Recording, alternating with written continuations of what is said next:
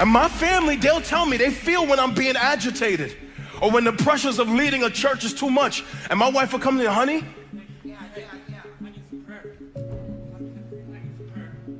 hold on. I don't know this church and I don't know this pastor, but what I do know is what happens in this video is extremely powerful. A man walks into a church service filled with hundreds of people, visibly broken, and he's crying out for help in desperation. What follows is one of the most raw, emotional, and Christ-exalting moments I've ever seen in a worship service. As the video plays, I'll be sharing my pastoral thoughts along the way to bring clarity, biblical wisdom, and encourage you as you watch. At the end, I'll share some final words of encouragement to equip you, things that have strengthened me on a day-to-day basis as a pastor for over a decade. But first, let's watch this powerful moment unfold. And my family, they'll tell me they feel when I'm being agitated or when the pressures of leading a church is too much. And my wife will come to me, honey,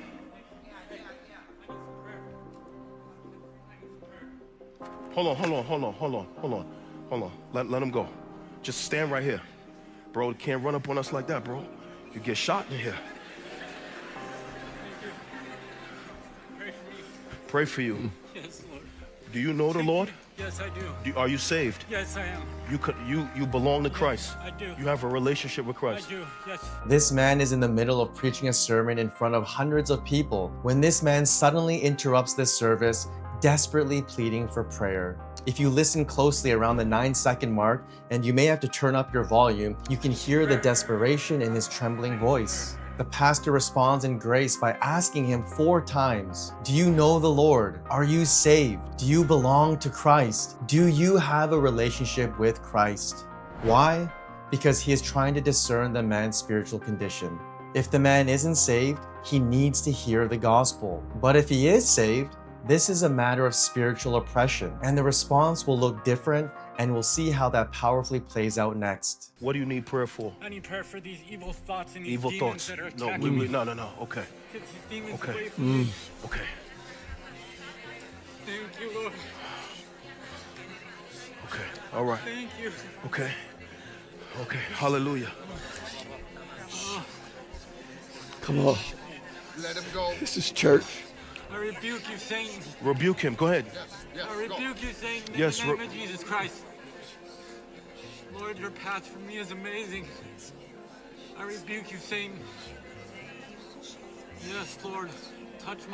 Come into my life right now. Lord. Yes, Lord. Come on, talk to Jesus for yourself. Yes.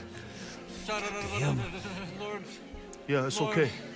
Lord, come into my life, Lord. Yes. I love you so much. Yes. You brought me here. Yes. Yes. Put my mic back on. Don't take it off. Yes, Lord. I'm asking you to come into Thank my you. life, Lord. I give my life to you forever and always. Yes. Lord, give me the wisdom and understanding. Yes. Spread your love, Yeah. Lord. Yes. You're so powerful. Yes. He is powerful. Glorify you for the rest of my life, Lord. Yes, Jesus, for the and rest all of your life. eternity, Lord. Yes. At this moment, the whole church immediately stops everything that they're doing in order to pray for this man, hurting and broken. Brothers and sisters in the faith, this is a powerful reminder. The church biblically is not defined by a building or a place we go to on Sundays. The church is made up of faithful followers of Jesus Christ who live in love like him. Galatians 6:2 says, bear one another's burdens and so fulfill the law of Christ. And that's exactly what this church did. They surrounded him, laid hands on him, and carried his burdens with him in prayer. That's the body of Christ in action. Eternal God and ever-wise Father, we pray for our brother right now. Yes. In the mighty name of Jesus, we come against every demonic force that's tormenting this brother's mind. We say you have no authority here. We come against you right now. We say the blood of Jesus is against you. We command every demonic spirit to flee from this man in the name of Jesus. Shut up, you are a liar and a defeated foe. Father, we thank you, God, Lord. He's being delivered even right now in the name of Jesus. That every thought that's held him captive, we're taking captive right now under the authority of Jesus Christ. We pray peace for his mind and peace for his soul and peace for his spirit and his life. As the pastor prays, he boldly declares, "You have no authority here. You are a defeated foe." Spiritual warfare can feel intense and fierce at times. What the enemy wants you to believe in moments of temptation, deception, or lies is that you are weak, defeated, and beyond repair, that you are alone and without hope. Do you feel like that sometimes? Yes, the Bible says Satan is like a roaring lion, seeking someone to devour, but he is a toothless lion who can only do so much because Satan, his lies, and his strongholds have been defeated by the blood of Jesus Christ. John 1:5 says, "The light shines in the darkness, and the darkness has not overcome it." This is why the pastor says to the man, "You are being delivered right now." This is a bold and confident declaration of who we are in Christ Jesus. We are protected, we are secure, and Christ's authority is more powerful than anything Satan could do against us.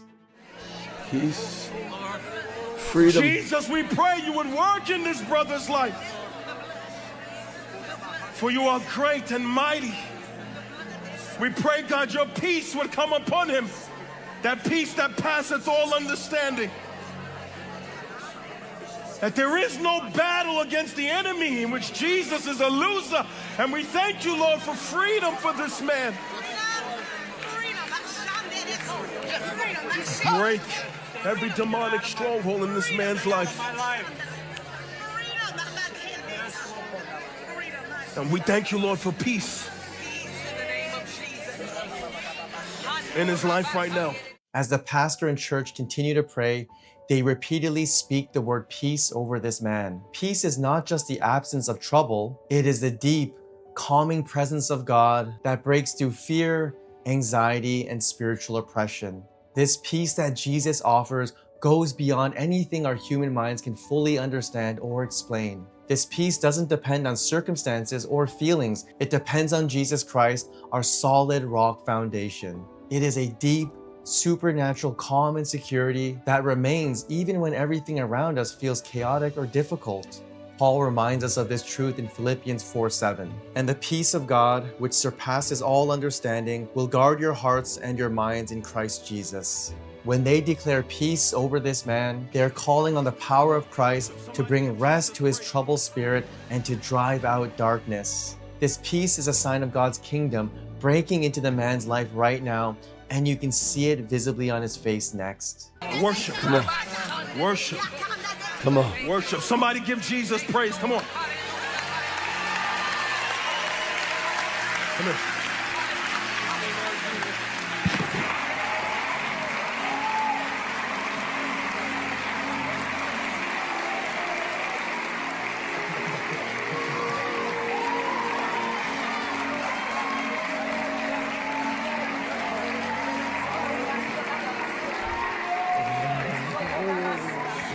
Be free.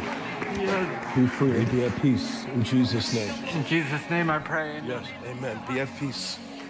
Be at peace.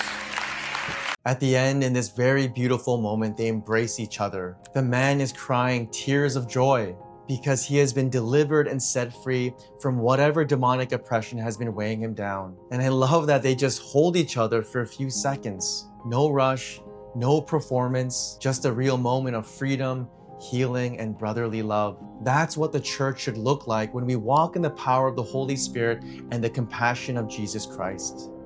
Watching this moment reminds us that no matter how broken or overwhelmed we feel, there is hope and healing in Jesus Christ. The good news is that Jesus came to save sinners like you and me, offering forgiveness, freedom through his death and resurrection.